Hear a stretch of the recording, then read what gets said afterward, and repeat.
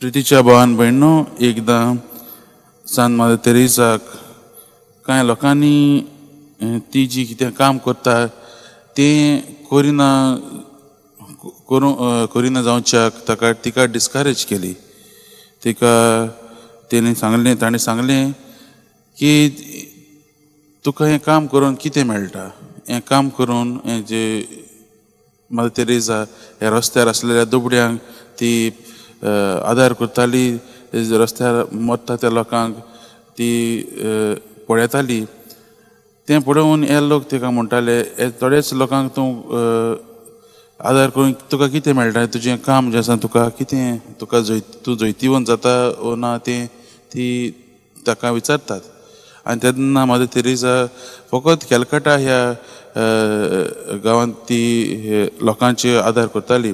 आनी त्या लोकांनी म्हणलें ह्या थोड्याशा लोकांक करून कितें तूं घेवंक सोदता. आख्खो भारतांत जायते लोक रस्त्यार पडलेले आसात. पूण ह्या प्रश्नाक मदर तेरेसान असो जबाब दिलो, देवान म्हाका जैतिवंत जावंक आपोवंक ना, पूण भारतान सेवा चाकरी करूंक आपयल्ली आसा.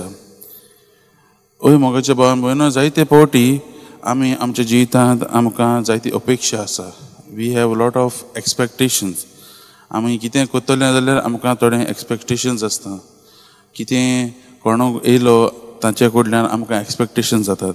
आनी आयज आमी शुभ वर्तमानांत देखून पळयता पयलींच वड आमकां म्हणटा फारीसेव जेजूचो घात कसो घेवचो ते चिंतूंक लागता. तांचे मदेंच एक भासाभास जाता. कित्याक ते मेसायाक रावताले आनी तांकां जेजू कडल्यान जायतीं एक्सपेक्टेशन्स आसलीं, जायती अपेक्षा आसली. पूण तांकां कसली एक्सपेक्टेशन्स आसली ती जेजू तांकां दिनासलो. जेजूचें जिवितूच जेजूचें कार्यच दुसरें आसलें आनी हें तांच्या जिविताक लागून जालें. आनी ताकाच लागून ते जेजूक कशें फसोवंक सोदताले ते चिंतूंक लागले. पूण आमी पळयता मोगाच्या भावान भयणो, जेजूचो स्वभाव तो देव जावन ताणें तांकां फुडो करूंक जातालो. तांकां आपली पोजी दाखोवन तांकां ख्यास्त दिवंक जाताली. पूण तो तें करिना. तो देवान आपणाक कितें काम दिल्लें तें तो खालतीकायेन दुसऱ्या नोकरांनी वचोन तो करता. आनी आमी पळयता तो जेजू तांकां सांगतात देखून, जेन्ना तो दुसऱ्या दुबड्या लागीं वता तेन्ना जेजू तांकां म्हणटा आपणाक आनी परगट करिनाकात. आनी तो देवान दिल्लें आपलें कार्य केन्नाच बंद करिना. आमी आमच्या जिविताची नदर मारया मोगाच्या भावान भयणो. एक बरी शिकवण आमकां जेजू दिता ती म्हणल्यार कोणूय आमचे रागार जावन, कोणूय आमचे झेलसी जावन दाखोवन तरी सुद्दां आमी तें हें दुसरें कितें चिंततात तें आमी पळयना जावन, पूण देवान आमकां कितें करूंक सांगलेलें आसा आमी आमच्या जिवितांत सगळें आमी बरें करूंक गरजेचें.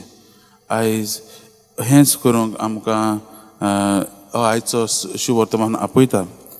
आमच्या जिवितांत आमकां फामाद बी जातले जाल्यार आमकां जैतिवंत जावंकूच जाय म्हूण फावना. आमी जाता ते भाशेन आमच्या जिवितांतल्यान बरें करूंक गरजेचें आनी सेवे चाकरीची मनशां जावंक गरजेचें. जसो जेजू आमचो स्वामी तो जालो ते भाशेन आमी जावंक गरजेचें. आमच्या करण्या वरवीं आमी आमच्या मोगान आनी सेवे चाकरेन आमी आमच्या कश्टवतल्या भाव भयणांक देवाचो उपकार जावंक गरजेचो. आनी तेच भाशेन आमी आमच्या जिवितांत खुशालकाय आनी शांती हाडूंक गरजेची. आयज देवा लागीं हीच करपा मागुया आमकां ताची आज्ञा पाडूंक. जेजूची आज्ञा एकूच ती म्हणल्यार एकामेकाचो मोग करूंक. आमी देवा लागीं मागुया तीच कृपा दिवंक आनी एकामेकाचो मोग करूंक वावरुया जसो आमच्या देवान आमचो केला तसो.